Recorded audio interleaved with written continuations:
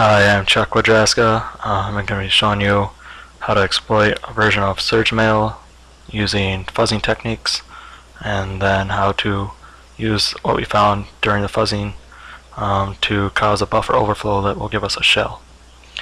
To start off, I'll show you just this first module for Metasploit that, with the help of the book, I created.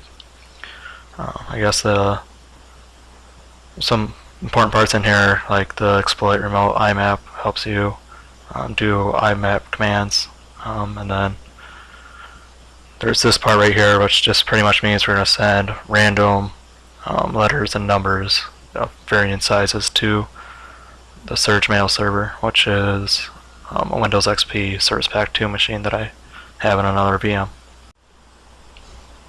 So I have the Surge Mail executable hooked up to Immunity Debugger here.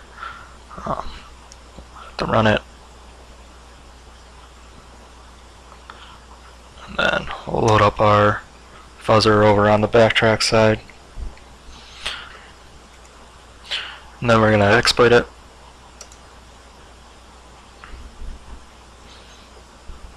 You can see this is going to run through for a little bit.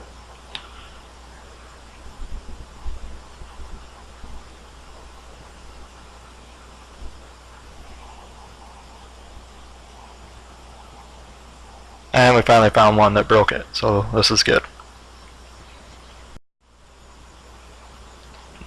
Now we're going to do the same thing, but a little different. We're just sending A 11,000 times as our fuzzing string.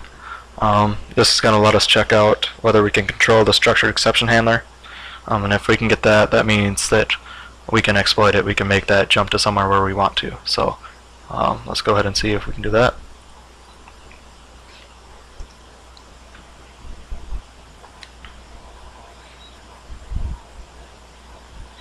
Okay, we're going to exploit this using the big long A string. You can see access violation. If we go to the SEH chain, we can see that SE handler has now been overwritten by 41s, which is A. Follow that stack, and you can see everything here also just been overwritten with A's. So now we need to figure out how many bytes it actually takes to get to that structured exception handler. And to do that, we'll use a string of non-repeating characters. This way you can search through that string and come up with exactly where it's at. So this pattern creates a pattern of non-repeating random characters.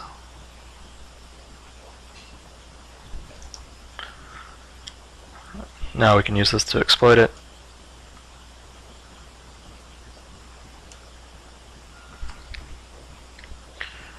And you can see we had access violation again.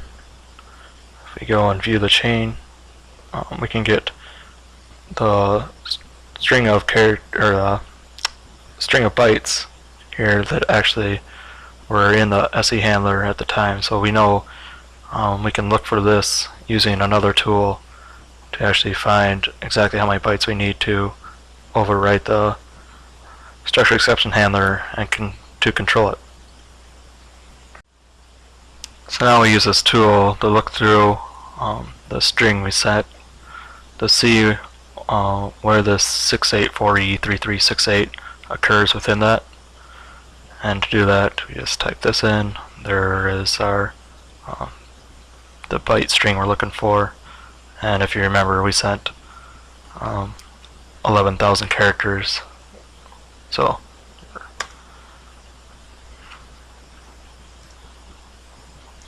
that comes out with 10,360, which means the next 4 bytes are actually what we're looking to overwrite to control the exception handler.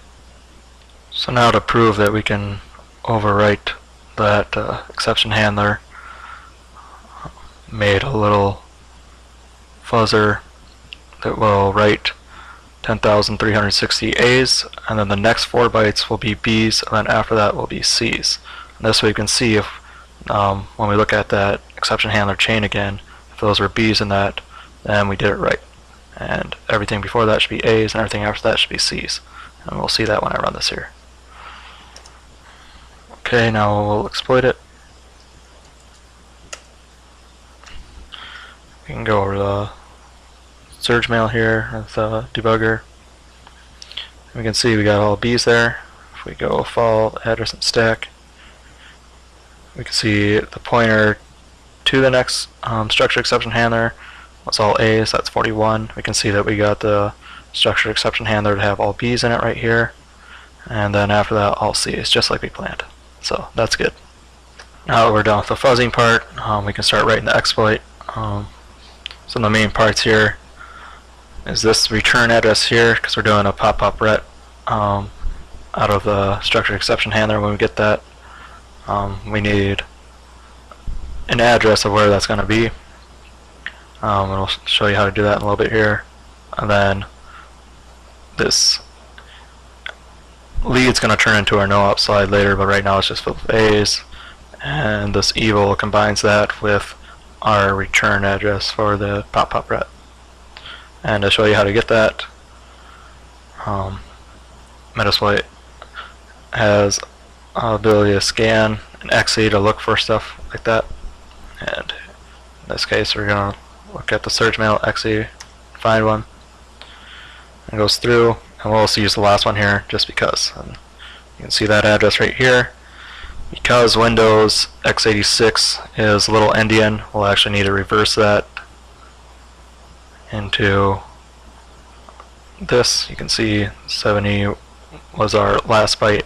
When we look over here, turns into our first byte because of little endian. And we don't put the null byte in, but because we did x00 null byte. Other than that, we have these 3 bytes. And that's what this part is replacing in here. Before I run, I want to show you just that I have some values already in there as default options so that I didn't have to retype them. Show you the options and exploit.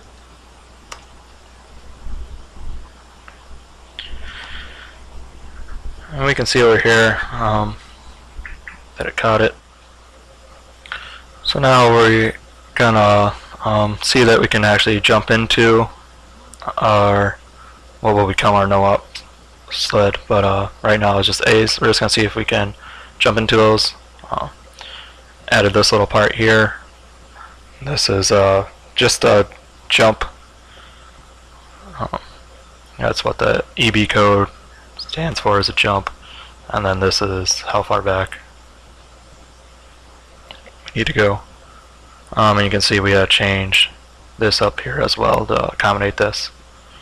So let's go do that. Exploit this, and we're going to see us land in the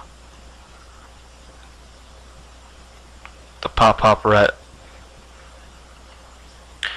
We're going to look at this SEH chain and make a breakpoint here. And you can see it got us to this pop-pop ret, and here's that address that we wanted. And if we just step through this, see, it's going to go through, and after this return, we get popped in, or land in all these A's, which will turn into no-ops when we change that here in a little bit.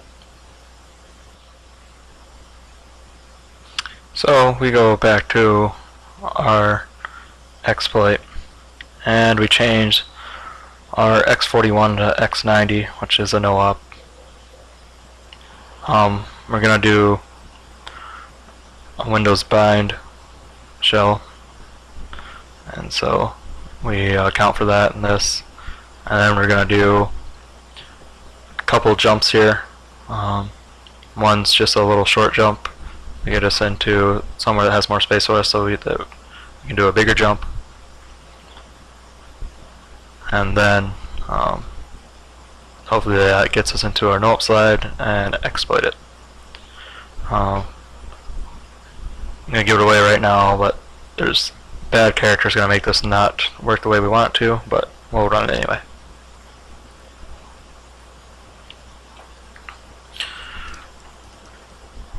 You can see it's all set up, and we'll do exploit.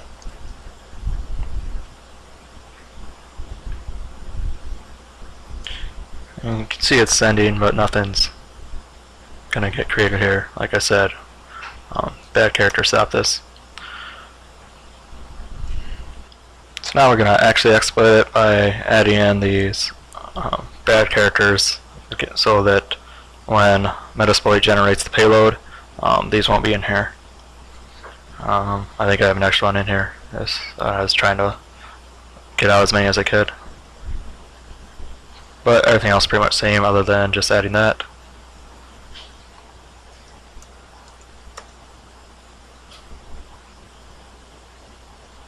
And you can see here, we just got access to it.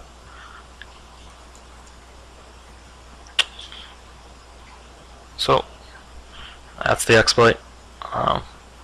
Done a little bit of work to try to find more bad characters and stuff, because I thought that might be my problem.